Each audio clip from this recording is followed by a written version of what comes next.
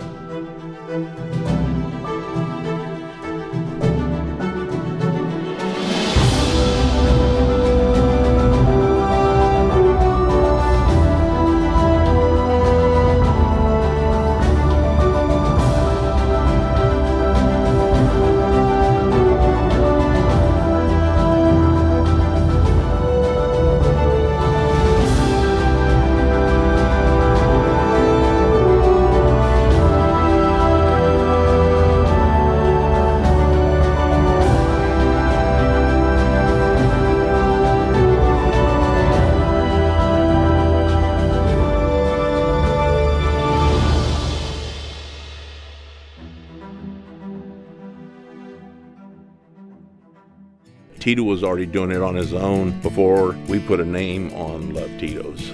He used to give it away as gifts and to events, which of course included charitable events. The culture that he has started, and it all starts with Tito himself and rolls downhill. You know what, if we can go and, take our company and support all these people that are finding meaning and purpose in their lives by doing nice things for other people that they don't even know, it makes me happy, it makes all my employees happy. Then I look at it like maybe we can make a little ripple in the world, Most businesses really use organizations to allow them to be known, and we kind of flip-flop that. We're able to use our amazing culture around us to give them support and make people more aware of what they do. And I think that's the end goal, is to do something that has meaning and purpose. We're here in this company to make the world a better place, and we like to think we're doing it through Tito's handmade vodka.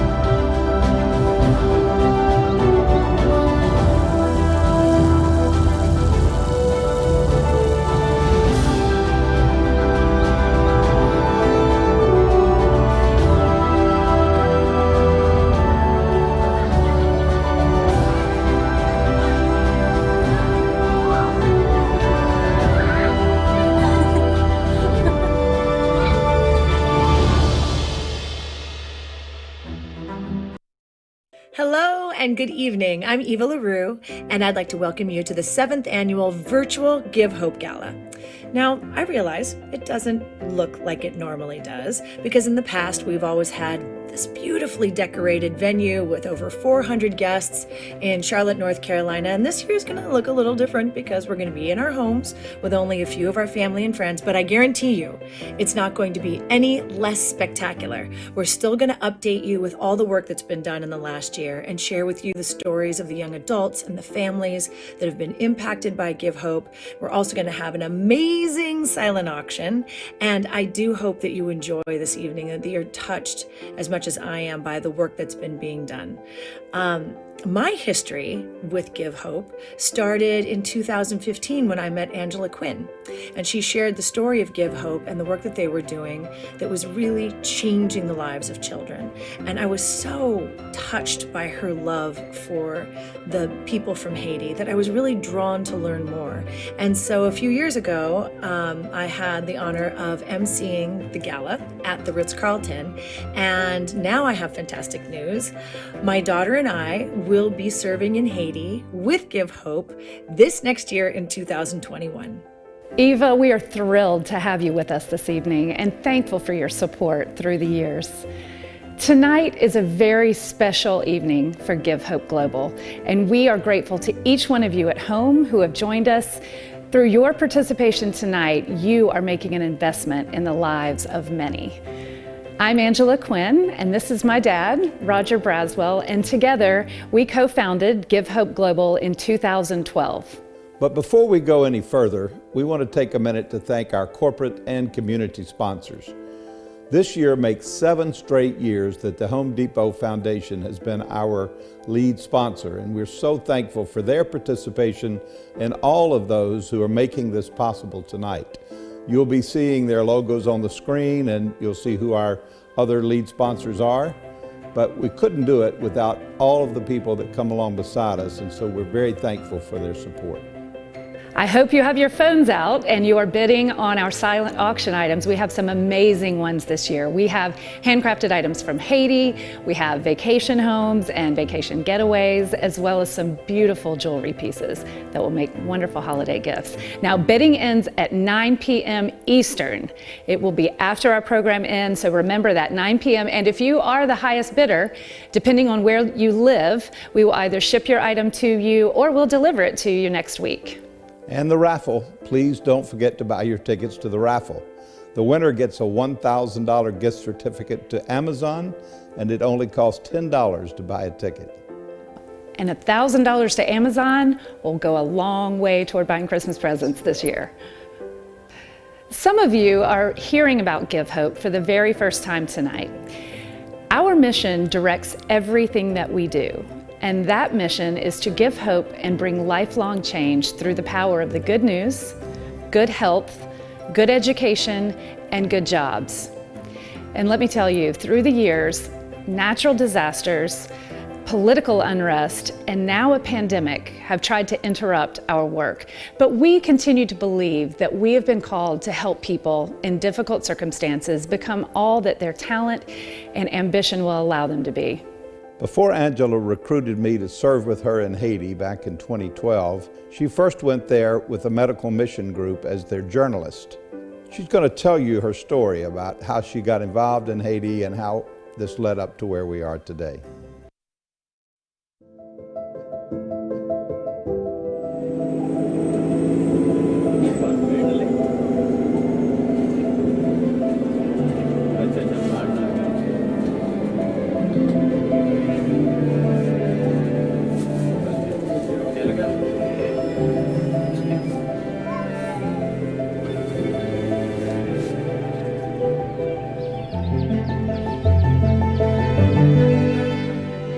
Nine years ago, an earthquake hit Haiti, killing over 300,000 people. And that very same year, I was invited to come to Haiti with the medical team as their team journalist to document their work. And I'd seen Haiti on CNN, and I really did not want to come. I said no, and I was asked again. And after praying about it, I felt led to come. And then the following year, I felt led to lead a team to Haiti. So I invited my father to join me. He was a businessman and a great leader. I invited him to join me to co-lead a team. That particular trip in January 2012 was almost a perfect storm. The hardest moment of that trip was a little boy named Toto. He was probably the smallest, or one of the 3 smallest little boys in the orphanage. He passed out at my father's feet. I'll never forget it. We were in the dining hall, and my father looked down, and this little boy just went down right at his feet. And my dad picked him up, limp, and carried him down to the medical clinic to our doctors, and they immediately began working on him. And I'll never forget, my dad asked them, what "What's wrong? What's the diagnosis?" And Dr. Benton looked at him and said, "Starvation." He's literally starving.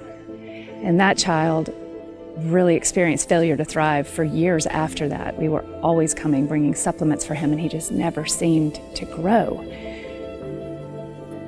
Throughout his whole fight to get better, I have never seen such a strong little boy who fought so hard and won so many hearts along the way.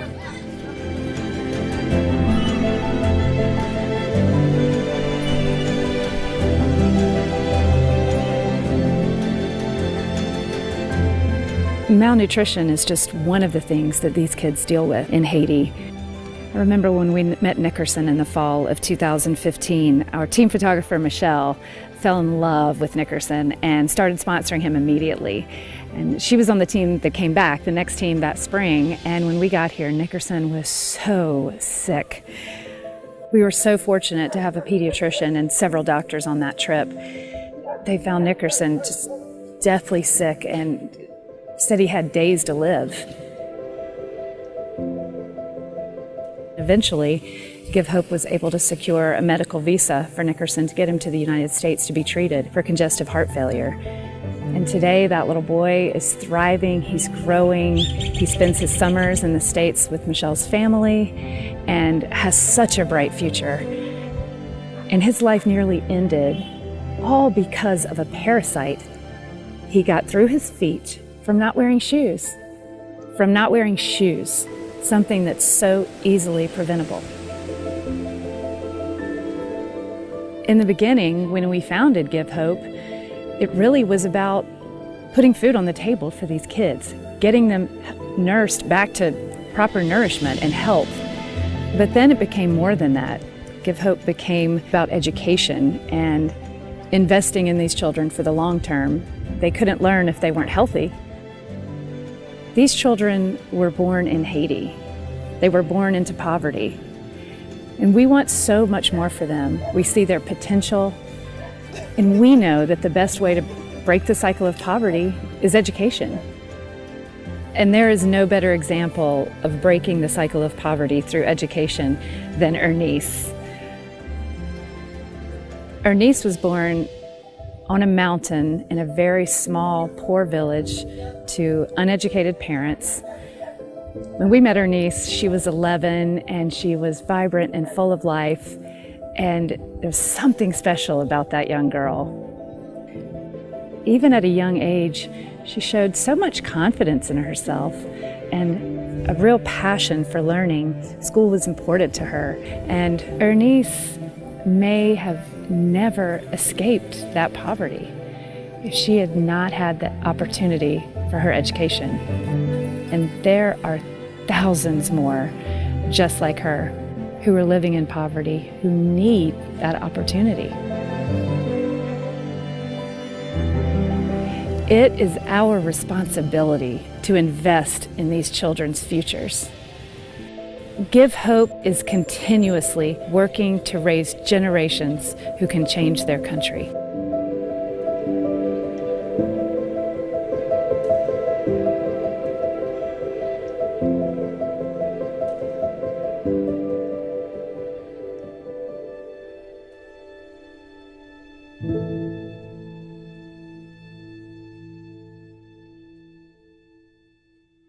What started as an organization to feed children has evolved into an organization that is focused on education. Education helps our young people lead a healthier lifestyle, prepare themselves for a career, and eventually become community change agents. As Angela mentioned earlier, Give Hope and the young people we serve have persevered through earthquakes, hurricanes, political unrest, and now a worldwide pandemic. These young people are not only being changed by our efforts, but frankly, they're changing us. That couldn't be more true, Roger. I met Alex when she was 14 years old, and this remarkable young lady has been making the trips to Haiti since she was 11. She's even chosen her career path based on all of these incredible experiences that she's had on those trips over the years.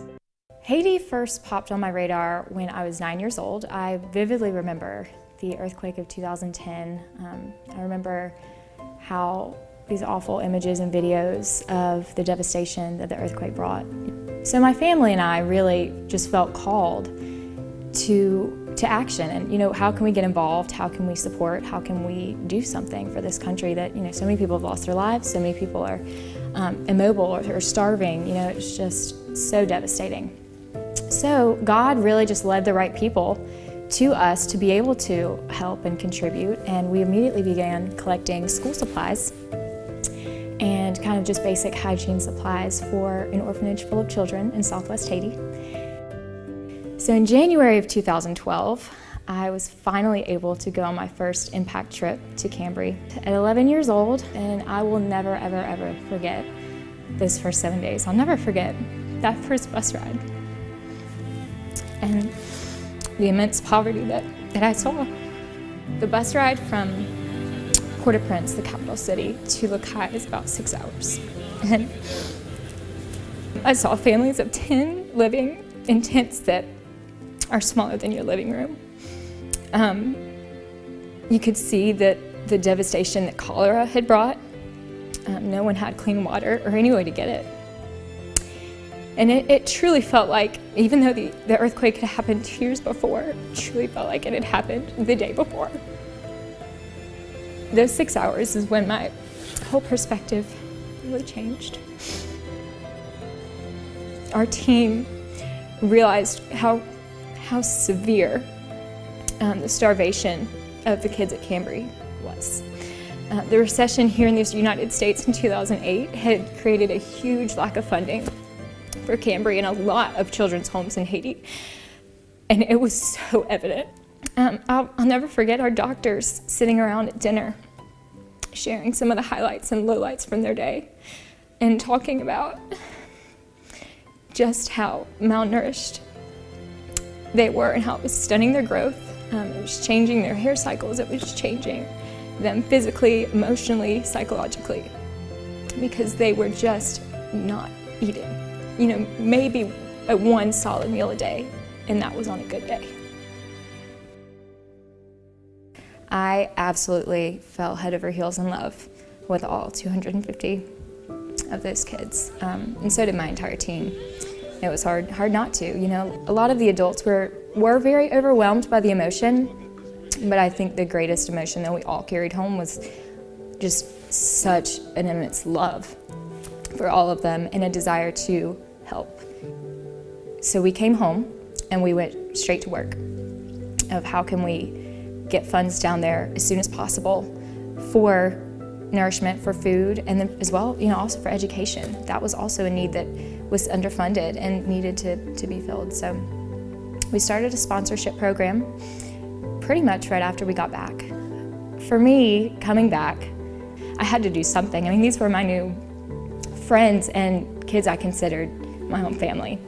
So my mom and I sat and we brainstormed, and we came up with the idea to make fresh homemade bread from scratch and to sell it in my community and just see how it went.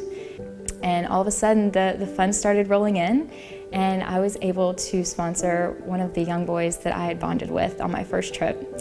His name is Nixon, and I sponsored him for 6 years. Through the years, I've been so blessed to continue going on impact trips and watching the kids that Give Hope support grow up and become leaders themselves. Watching them grow spiritually, emotionally, physically has caused me to aspire to be a change agent myself. Right now, I am a junior at Wofford College, majoring in biology on the pre-med track with a minor in international affairs.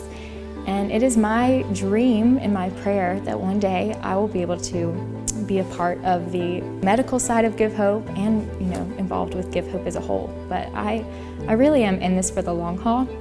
These past 9 years, I have seen such a drastic change in the children that we support.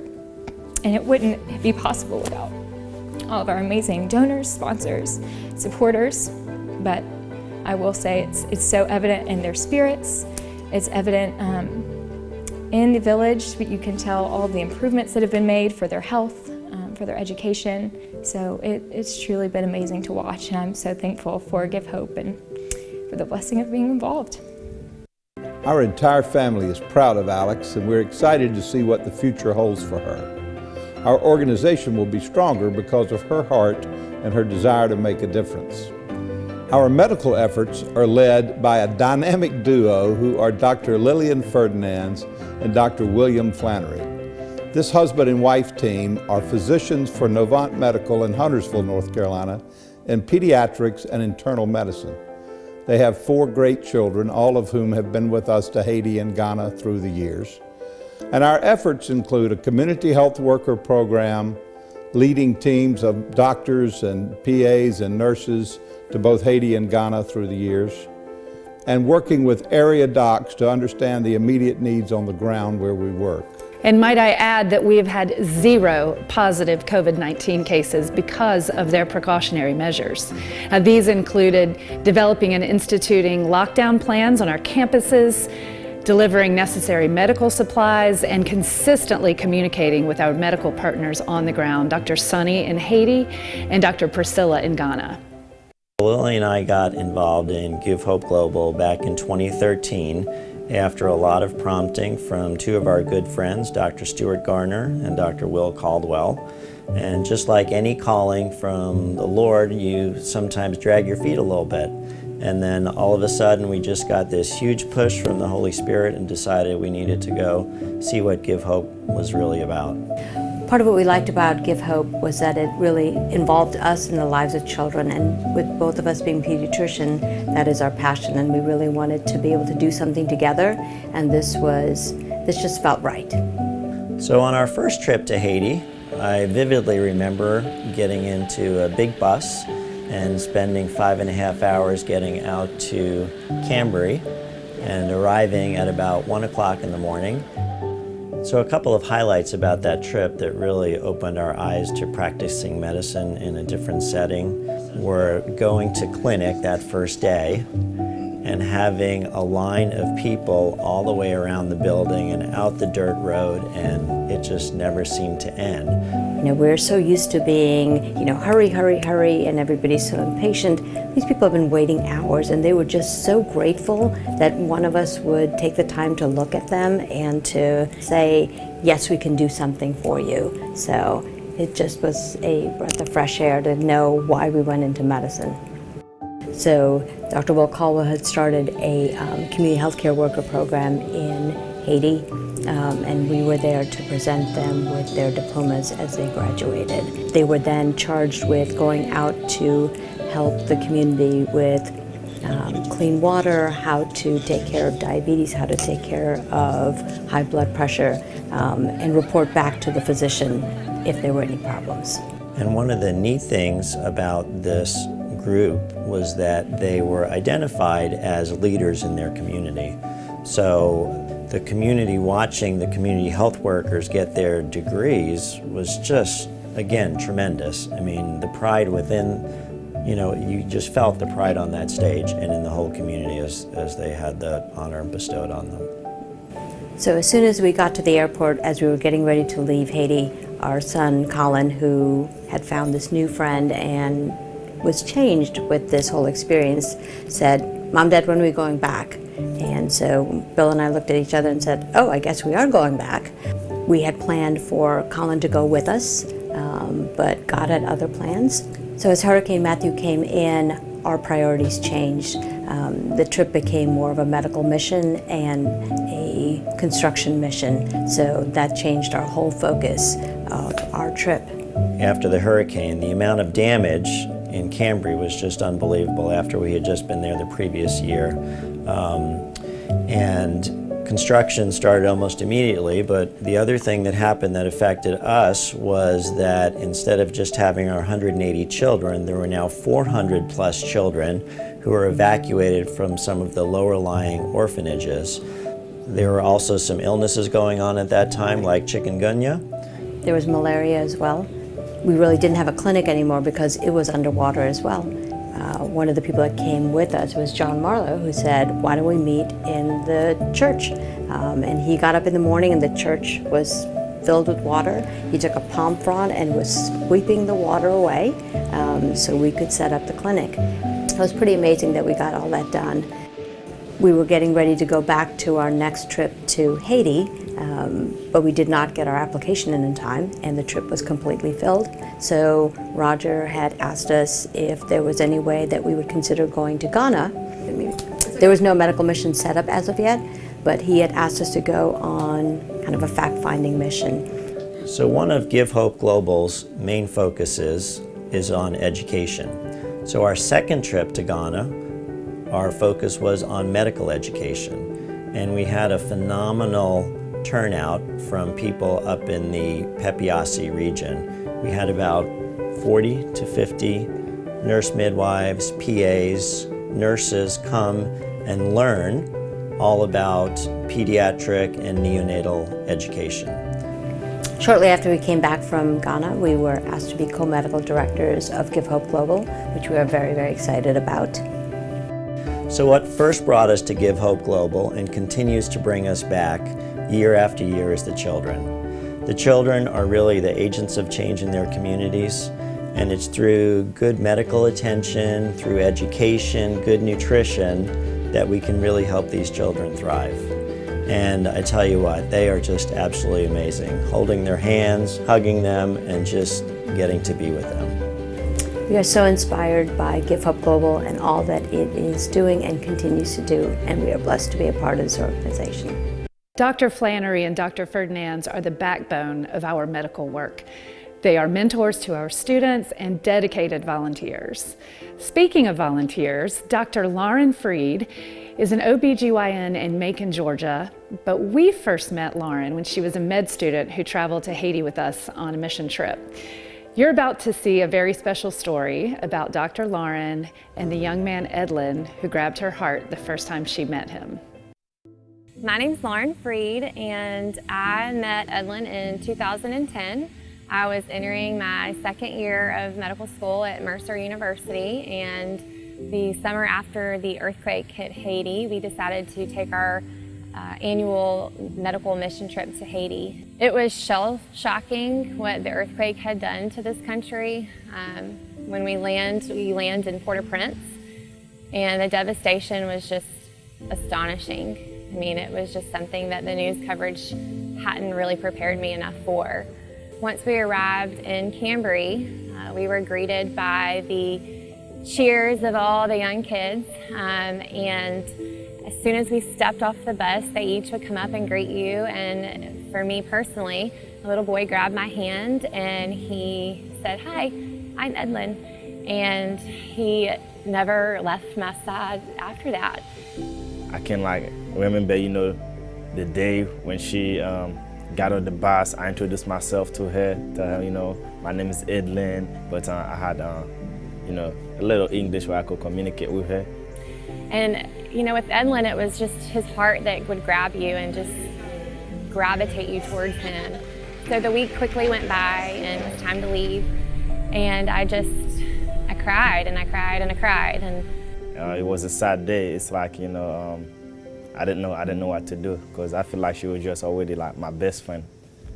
So after that trip was when I, really knew that I wanted to do something to make an impact on Edlin's life. And this was about the time where Angela and Roger were establishing themselves at Cambry and really starting to make changes. I was able to communicate with Edlin more. They had got a technology center kind of up and going, so we were able to communicate on the internet. And I was able to sponsor Edlin through Give Hope sponsorship program. And that was really at the time one of the most meaningful things that I had done in my life. I was able to contribute toward Edlin having meals every day, having just basic needs, and importantly, contributing towards his education, which was very important to me. She came back to Cambry with Give Hope Global. I was excited to see her. My English got a little better, and her Creole got better as well, and we were able to communicate even more. So at this point, we really wanted to bring Edlin to the States to study. He was bright, he was motivated. We really wanted to give him an opportunity to succeed. Then she mentioned that she wanted to bring me to United States to study. I didn't even know what to think, but I just know it's amazing. It's a great idea and a great opportunity. And we were eventually able to get him interviews with schools here in the States. The last thing that we needed was blessing from his family. He had family in Haiti who were great people and in Edlin's lives, but they just weren't able to provide the things that Edlin needed. I tell my family they were happy and sad at the same time, but they said, you know, as long as you come back to see us, your education is what important to you. You know, it was sad leaving them and my friends, but I come back every summer to see them, and they're always happy to see me. That's what matters. I finally get to America. I was excited to see Lauren and her family, to start school in United States and begin, you know, to play sport. I play football. I did track. I did wrestling as well. But you know, soccer was always my first choice because that's my first sport. That's what I play in Haiti. Teachers all said the same thing, like, for better or worse, he's so determined and he's going to succeed, and he did. And he ended up this June graduating with an excellent GPA and achieving what his goal was, which was to attend college. And so he, this fall, is going to be attending Gardner-Webb University, and will be playing soccer, which we're super proud and excited for.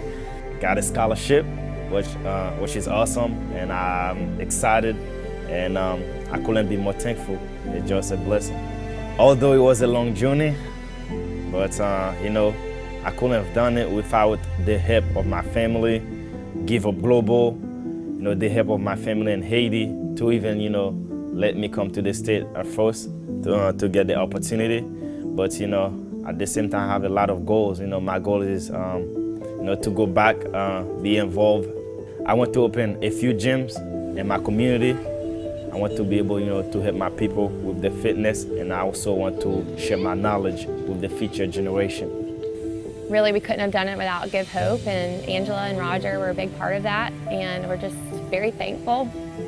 They do that not just for Edlin, but they've done it for so many kids, and they really do spread hope, because what we all are hoping is that these children will grow up and make positive impacts in their communities, both where they're from and wherever they land, and that's our hope.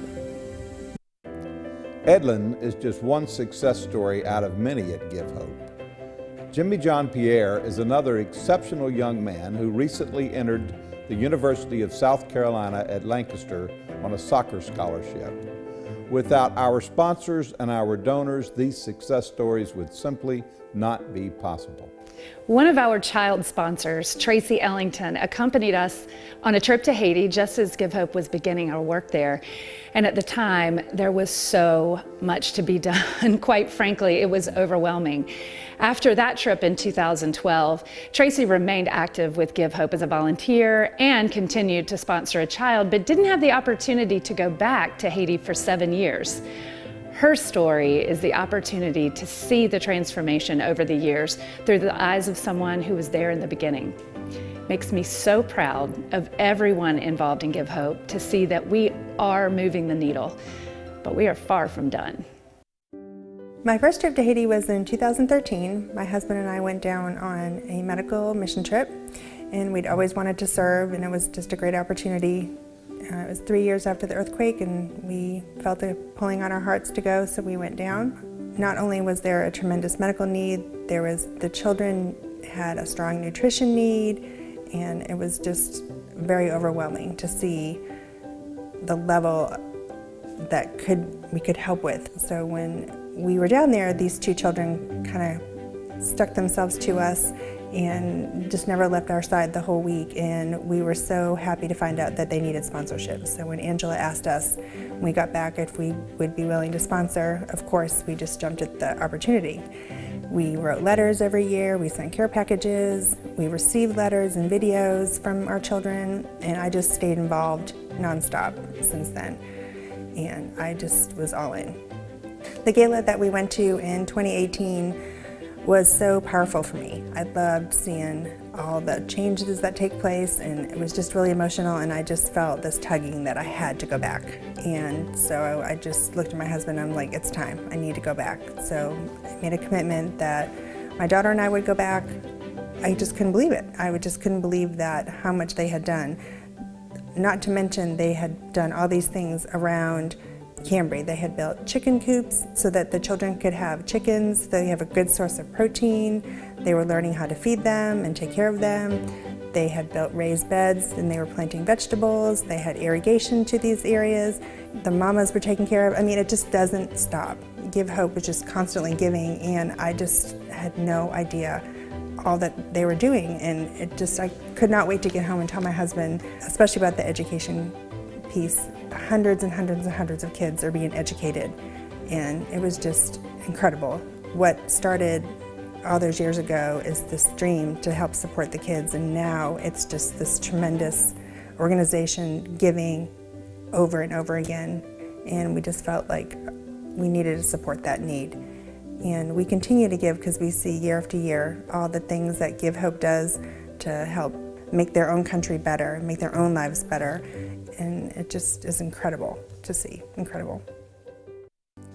So Tracy's story is an illustration of how Give Hope is using your gifts wisely to improve campus housing, update school facilities, provide education opportunities, create farms to help feed the young people that we serve, to ensure their good health, and improving lives of students like Isai, Rose Eveline, Edlin, Jimmy Jean-Pierre, Ernice, Katiana, I could go on and on. Dad, did you ever imagine when we started Give Hope that we would be where we are today? There was so much to be done, so many hurdles, but so many children who needed someone. We chose to help them, and we are so grateful that you also have chosen to make a difference. Going back to 2011, my daughter invited me to go with her to Haiti to serve with a medical mission group. She asked me to lead the group so that the doctors could do what doctors do. And I said yes for a simple reason, and that is I wanted to spend a week with my daughter and maybe check mission trip off my bucket list. But I'm certainly not a guy who thought I would end up doing this sort of work on this sort of scale. But clearly God had another plan for me. And on the course of spending that week with my daughter, he introduced me to an opportunity to make a difference in one place at a time when I wasn't expecting it. You never know whether you're going to really make a big difference or not. In fact, you don't know what the ripples are when you cast that rock into the pond.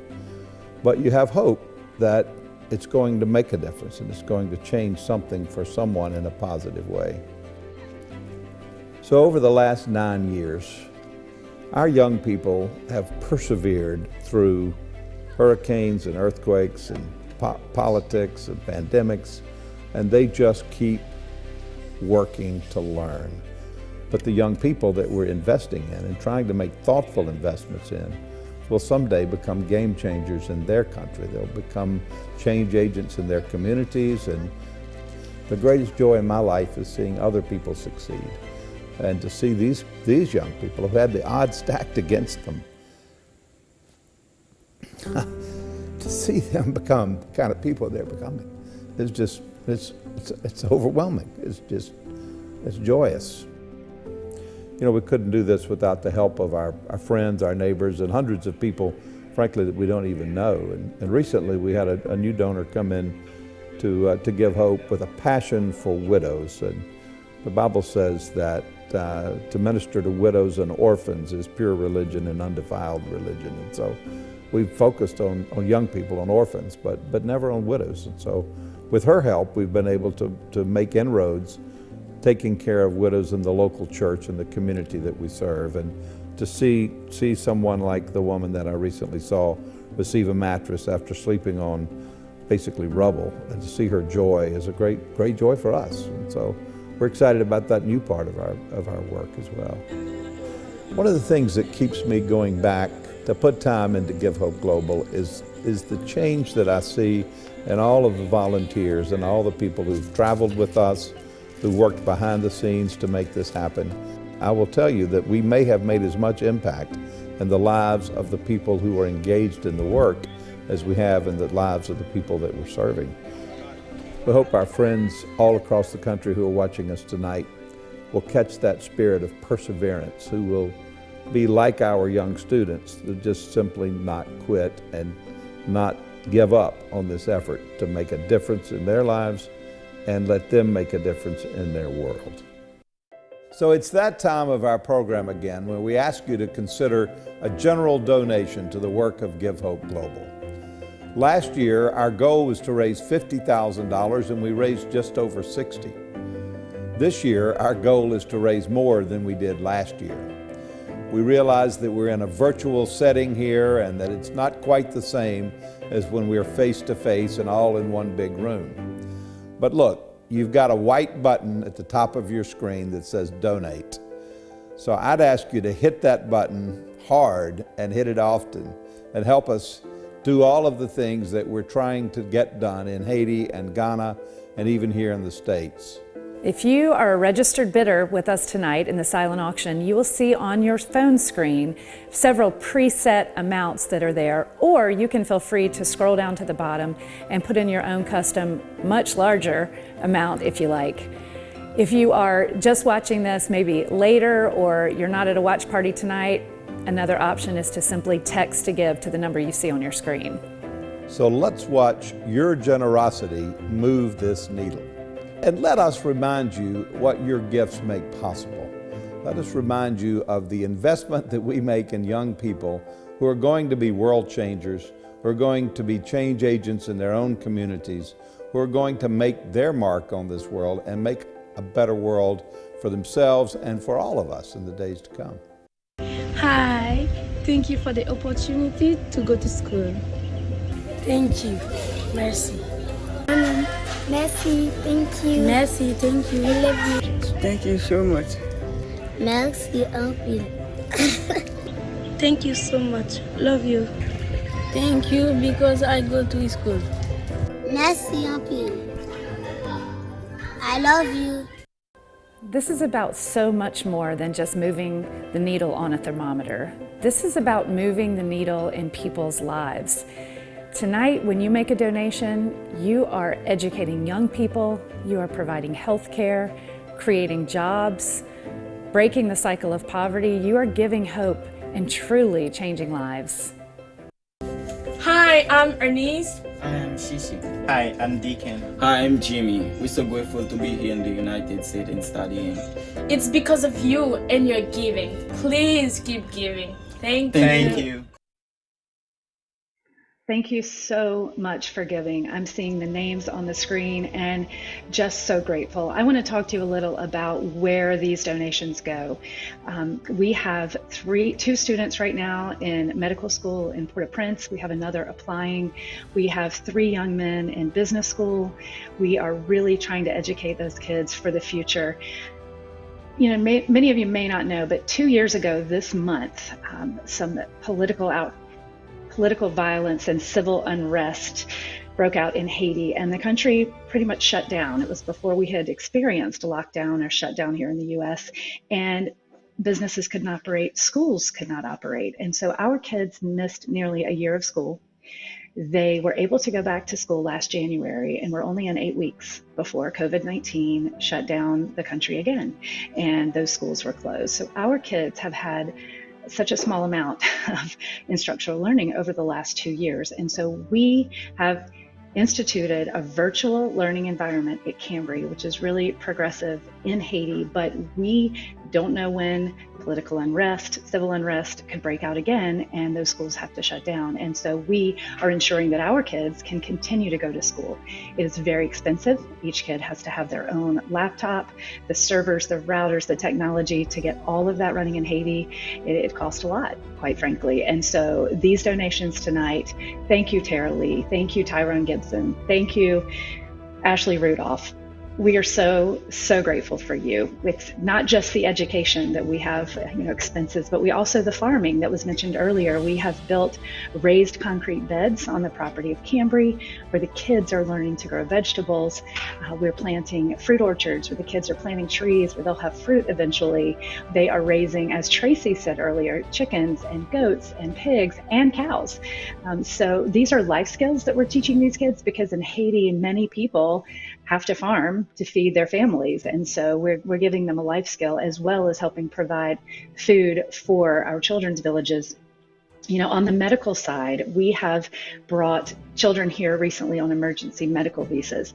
The cost involved in that is exorbitant. And we had a young man from Cambry named Shishi, a 17-year-old who had an intestinal infection that just could not be treated in Haiti, and we were about to lose that young man. He was down to nearly 70 pounds. We brought him to the U.S. on a medical visa. He's been here since February, just returned to Haiti, healthy, 25 pounds up, and doing great and thriving. We're so grateful for that. There's a young man in Cambry now named Jeff, and Jeff had a broken femur that has not been treated correctly. His accident was in June playing soccer, and Jeff is in a really bad situation, and we are working right now to get an emergency medical visa to get him here for orthopedic surgery as soon as possible. Your funds are going to that. A young woman in Ghana who is extremely sick, her name is Ernestina. We're working to bring her here for treatment that she cannot get in Ghana. So I say all this to tell you, your funds make a difference. I see that number at 14,255 right now, and we want to see it hit 75,000. So I am asking you, please, to give, to open your hearts and open your wallets, because I'm shameless, and please give to these young kids who we love so much. Thank you, Ken Massey. Thank you, Tim Dugan. Thank you, Christy Longley. We could not do this without you. And we are so grateful. As my daughter Alex said in the video, without our donors and our sponsors, we couldn't do what we do. So thank you, and please keep giving. We are so thankful for all of your giving this evening. Give Hope is changing lives on so many levels, and it's because of your generous support that Give Hope was able to establish a virtual learning environment. They were able to begin helping widows in need, and also to build a wall to protect the children, the farm, and the campus. And don't forget, we also have some amazing silent auction items, so keep giving and keep on bidding. All of our work at Give Hope is centered around our mission, and part of our mission is good jobs. When we started supporting these children in 2012, they were young, but now we are watching them flourish into young adults, some of them graduating and moving on to the next phase of their lives. But in Haiti, good jobs are really hard to come by. So in 2019, we launched a nonprofit ethical fashion line called Shop Hope, with the purpose of helping provide dignified employment and fair wages for Haitian artisans, and also for our graduates who we are beginning to teach to make some of the things that we carry in our line, such as jewelry, leather goods, sandals, accessories, pottery, home goods. It has been just a really great experience the past year, being able to provide good jobs like we haven't been able to do in the past. If you are looking for great gifts this holiday season, or any time of year really, gifts from Shop Hope give so much hope to the people who make them, and then 100% of profits go back into the work of Give Hope. If you want to purchase a gift from Shop Hope, we will send that gift recipient a card that says, "This is more than just a gift." And when you flip it over, it says everything that that gift is doing. It's educating young people, creating good jobs, providing health care, protecting the environment. It's really changing lives. And the recipient of that gift will know that when they receive it. So remember us this holiday season. ShopHopeGlobal.org is our online store. The website is on the screen. Or if you're local, please join us for our big Christmas sale. Come out to the Hope House, and we'll be open December 3rd, 4th, and 5th. So we would love to see you out here. Thanks. Several years ago, one of our volunteers, Angie, led me to meet an amazing artist and one of my good friends, Jasmine Tate. You may remember her. She's performed at several of our previous galas, and a few trips ago, she went on an impact trip with Give Hope and wrote our song, Give Hope. It is available for download on multiple platforms, and we hope you enjoy.